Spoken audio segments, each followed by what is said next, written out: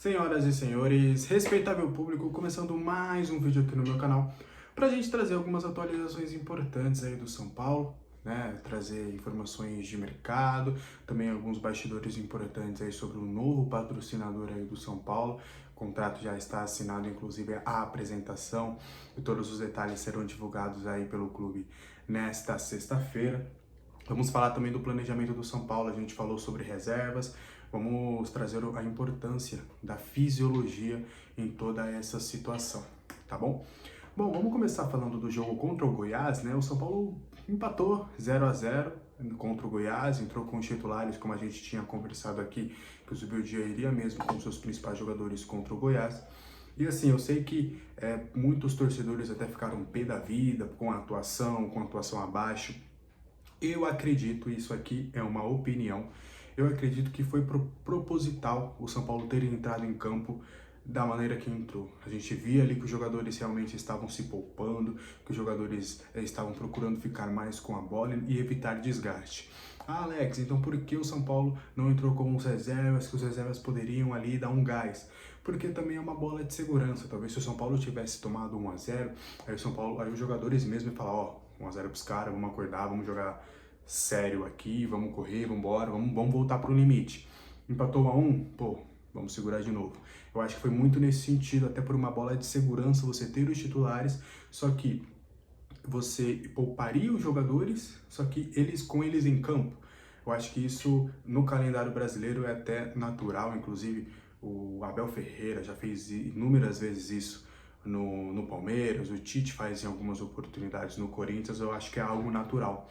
E acredito que é por isso que o São Paulo não teve um bom desempenho contra o Goiás, por conta que quis segurar o jogo, quis ter o controle do jogo, quis que de fato o jogo fosse do jeito que foi. Um jogo burocrático, um jogo ruim. Então eu acredito que foi proposital aí no planejamento do Zubeldia. Inclusive na beira do campo, o próprio Zubeldia, ele estava pedindo mais esse controle de bola, ele estava pedindo para os jogadores se segurassem mesmo. E aí vem a questão, por quê? Eu mantenho a informação, tá, que o São Paulo deve ir com as reservas contra o Atlético Goianiense, mas me causou uma pulguinha atrás da orelha. Por quê? Qual que seria a finalidade do São Paulo de poupar os jogadores, sendo que todos eles descansariam no domingo? Para quarta-feira estarem à disposição contra o Nacional, um jogo fora de casa. O São Paulo deve viajar aí na terça-feira para já estar disponível lá, ou até, ainda não saiu a programação, tá? Mas deve viajar ou na terça, ou realmente ali na segunda-feira pela tarde, para chegar lá em Montevidéu pela parte da noite. Aí na terça, na terça de manhã já treina lá nas dependências e se prepara para quarta-feira enfrentar o Nacional. Qual que seria o sentido de se poupar, então? De você segurar? É porque tá todo mundo desgastado, ou porque também já tá pensando no próximo jogo e de ir com os titulares, ou pelo menos alguns deles, um time misto ali para o confronto? O próprio Lucas Moura, ele falou acabando o jogo ali, ele deu entrevista para a Detentora dos Direitos, ele falando que dependesse dele, ele jogava todo o jogo, que por ele não tem essa de poupar, que o São Paulo tá nas três frentes e não deveria priorizar. Fica essa questão, será que o Zubeldia vai de fato mandar um time misto ou um time completamente reserva contra o Atlético Goianiense? Eu acho muito difícil ele mandar todos os principais jogadores, acho muito difícil mesmo.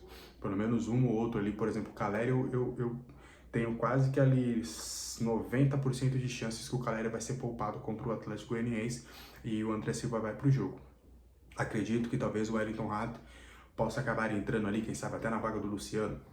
Enfim, são algumas questões ali que a gente vai observando ali que causa essa pulga atrás da orelha, mas até domingo a gente vai analisar toda essa situação. E aí, vamos trazer o quanto a fisiologia do São Paulo tem sido importante. Inclusive o São Paulo, me falha agora o nome do profissional, vocês podem até trazer aqui nos comentários, estava na ponta da língua, mas falhou agora.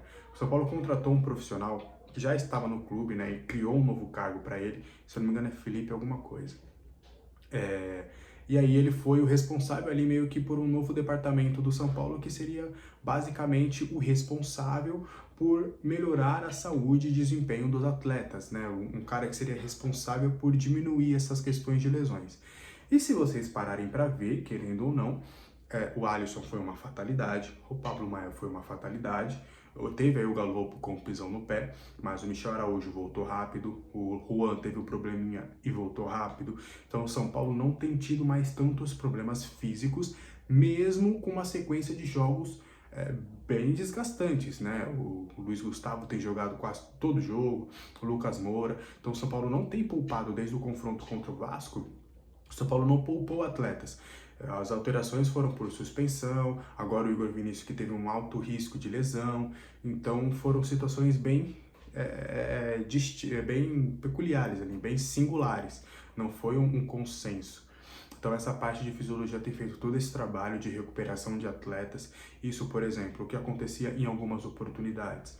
O São Paulo tem segurado alguns jogadores em alguns treinamentos, tem feito treinos mais leves, tanto treinos de recuperação quanto coletivos menos intensos, né? Mantendo ali uma linha, obviamente, profissional, até porque os caras têm que treinar, né? Mas não chegando, não fazendo com que eles fossem ao limite. Então a fisiologia tem sido muito acionada nesse momento. E também o Zubeldia tem trabalhado muito com eles para, de fato, observar essa situação. O Igor Vinícius é um exemplo claro. O Igor Vinícius, ele chegou no limite do limite muscular. Ele precisava desse descanso. Descansou aí uma semana, só tem treinado. A tendência é que ele volte contra o Atlético Goianiense. Então o Zubeldia e Fisiologia estão trabalhando ali, até rimou.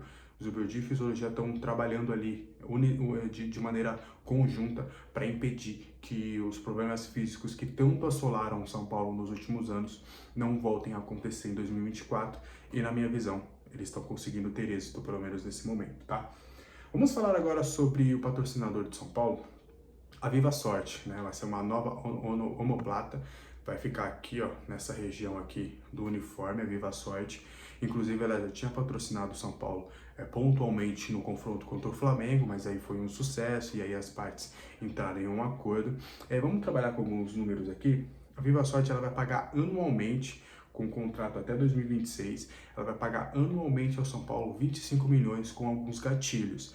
Então o São Paulo deve receber 25 milhões por esse espaço na camisa. Então é um valor considerável aí que vai entrar nos cofres do clube. Se a gente for olhar, vai ser um contrato ali que vai passar de 50 milhões. Eu ainda não consigo a confirmação se é 25 já em 2024 e já vai abater do valor que já foi pago lá no confronto contra o Flamengo, enfim, mas anualmente a Viva Sorte vai pagar 25 milhões aí com alguns gatilhos para o São Paulo. Foi muito comemorada essa ascensão, esse fechamento, né, desse novo patrocinador. É um parceiro que o São Paulo quer fortalecer laços aí nos próximos dias, inclusive tem uma coletiva marcada para daqui a pouco, para dar mais detalhes, mas foi uma parceria, um acordo que foi muito comemorado lá pelos lados do Morumbi. É mais uma fonte de renda que o São Paulo vai ter para investir em reforços, talvez? Acredito que não, acredito que vai ajudar muito no fluxo de caixa e também no pagamento das dívidas, tá? E agora, pra gente fechar o vídeo, eu não sou muito de me gabar, mas vocês têm acompanhado aí as últimas informações em relação ao mercado da bola do São Paulo, e o Júlio Casares basicamente confirmou tudo que a gente tem conversado aqui nos últimos dias em todas as redes sociais, seja no canal no YouTube, no Twitter, no Instagram. A gente tem falado incessantemente sobre esses três jogadores, porque somos perguntados muito sobre eles, e sempre a gente traz a mesma informação e foi corroborada pelo Júlio Casares. Antes do jogo, ele deu uma entrevista pro Hernan lá no Prime Video, né, em pré-jogo, e falou sobre Alexandro, Thiago Mendes e Pô Fernandes.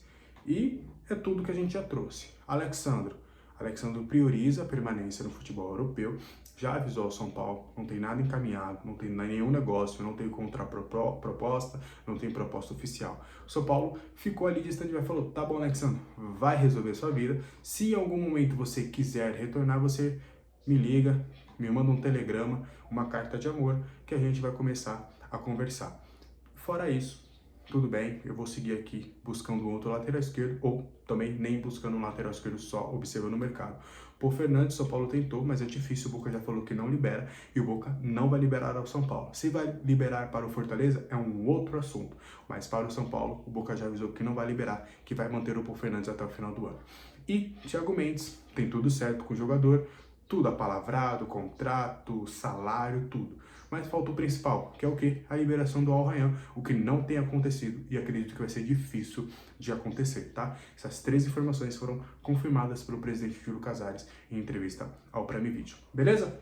Acho que a gente conseguiu passar por tudo aqui no vídeo de hoje, espero que você tenha gostado. Deixe nos comentários aí o que você achou de todas essas informações, a sua opinião, e vou trazer aqui uma pergunta, até para saber se você acompanhou até o final. Qual que seria a sua escalação contra o Atlético Goianiense? Um time misto, titulares, monta aí, do goleiro até o atacante. Qual que seria a escalação que você mandaria para jogo? Até o próximo vídeo, valeu, fui!